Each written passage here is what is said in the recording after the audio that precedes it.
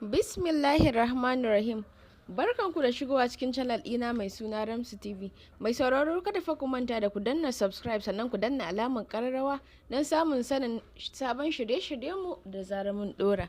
Kada fa ku manta da ku yi like, ku yi comment, ku yi share da hakan ne zai ƙara min ƙarfin gwiwa cewa da kawo muku shirye-shirye masu daɗin gaske. A shirin namu na yau insha Allah za mu koyar da yadda ake turaren farji ya ringa kamshi, wato kamshin gaba.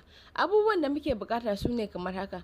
Muna bukatan ambir, misk, ganyen magarya, rihattul, hubbi, maul, miyami.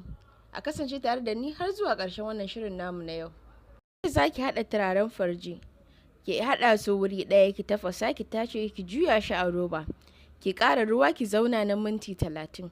Bayan minti 30 sai ki tashi daga kan ruwan. Idan za ki kwanta bacci sai a kama ruwa da shi, sannan ki shafa a gefen farjinki. Ba yanda za a yi mai gida ya guje ki.